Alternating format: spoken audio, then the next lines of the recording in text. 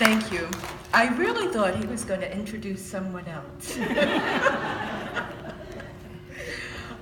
Vice Mayor Niss started this event by talking about MLK Day and the function and the conversation that the mayor of Palo Alto had with the mayor of East Palo Alto. Well, I was at that event, and I remember them talking. I even have a photo of them talking. And I had no idea that what they were talking about would somehow involve me, standing here in front of you. And I want you to know that it's truly an honor to have been asked to introduce Loretta Green. I first met Loretta when my family and I moved here from New York City in 1977. In New York, I had been a newspaper reporter and a broadcast journalist, so it was a delight to move to Palo Alto and meet another Black female journalist. After all, how many were they of us? Not that many. I knew of one, Loretta Green, in Palo Alto. And Loretta, I found out, was a reporter at the Palo Alto Times, which later became the Peninsula Times Tribune.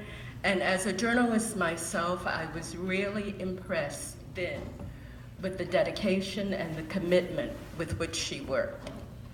And I can remember vividly one day in the 1980s, being at a function in San Francisco. It was a fundraiser, and there were at least 300 people, lots of food. It was a long evening, and we got out of it about 11 o'clock. It was almost midnight.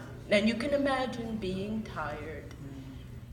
And there was Loretta working, interviewing people that she had been that whole evening, and there she was, had been with her photographer. And here we were ending the event, and there she was calling in her story. And her stories were always memorable. She had a way at the very beginning of the story, as journalists should, of getting your attention, drawing you in, holding your attention, and giving you the basic facts of who, what, where, when, why. And Loretta did it in very memorable ways. And it's because of what she did and the way she did it that she was given an award as Woman of the Year by then Assembly Member Joe Simitian. And at the time she was given that award, it was in 2004, and she was retiring. She had gone on to become a columnist at the San Jose Mercury News. And in his tribute to her, Assembly Member Simitian said, "Loretta has been the voice of our community. Her columns reflected the pulse and sentiment of the public. Loretta's gracious and elegant writing style will be greatly missed." During her professional career, Loretta won numerous awards, including recognition for her work by the Associated Press, the Peninsula Press Club, and the Association of California Newspaper Editors, including awards from various community groups. Well, you just now heard me talk about Assembly Member Simitian's comments about her elegant writing style. And I just want to mention to you, I want to point out, not only was her writing style elegant, but she's a very elegant lady.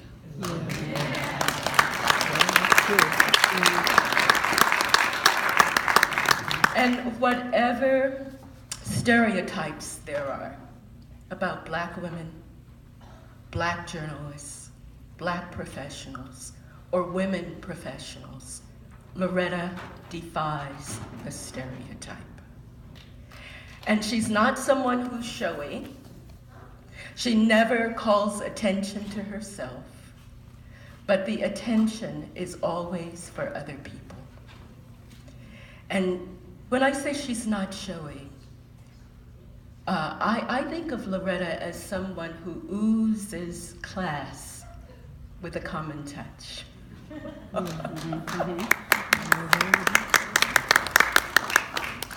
So as a journalist, she always seemed committed, and she was dedicated to the work that she had to do, and she was always appropriate in her style, in her comportment, in her demeanor, with her talent. And she managed to be the journalist that she was and pursue her career while raising a family, being a mother, grandmother, godmother. And in all of the 40-some years that I have known Loretta, I have never heard one unkind, critical word about her. Now, is it that I've been running in the wrong crowd? Or maybe the right crowd? So, Loretta, you will always have a piece of my heart. And we are very, very proud of you. You have been both exemplary, professionally, and personally. And it's a tribute to stand here and be a part of an event that honors you. Loretta Green.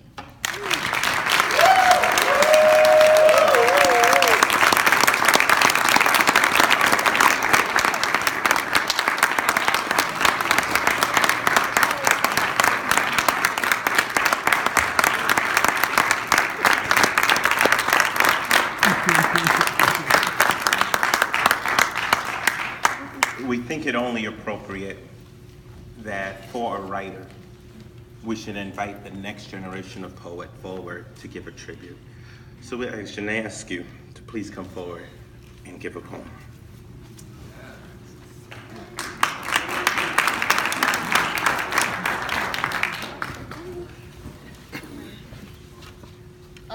Good evening, everyone. Good evening.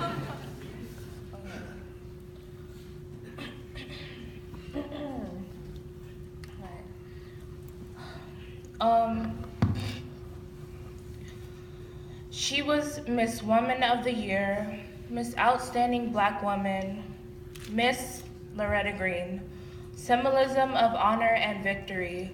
21 years of writing, and your columns are still the voice of our community. You may be retired from the San Jose Mercury News, but with a 20-plus year report of your writing, how could we ever be tired of you? An HBCU alumni, I aspire to be just like you, telling stories through vivid descriptions, metaphors, and personification, receiving recognition from multiple associations. You once said, all of us looked out of a window, some of us saw stars while others saw mud. Well, when I look out of my window, I see my future, while others see my past. I hope to leave a mark on this world with words that don't just disappear over time, but will forever last. And I want to thank you, Miss Loretta Green, for demonstrating that as a Black female writer with your accomplishments, anything is possible with the dream.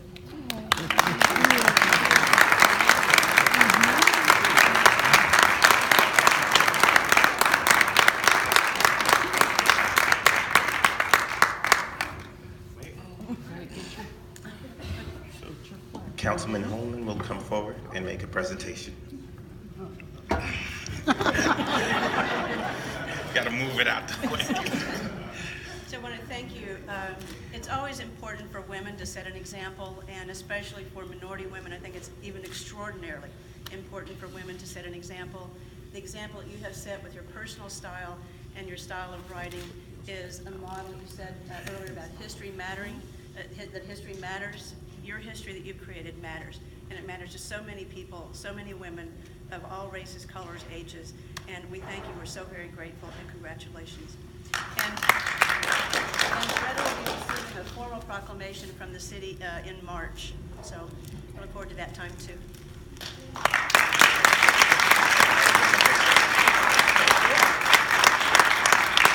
Everybody, before you get in the picture. Everybody get in the picture. Thank you.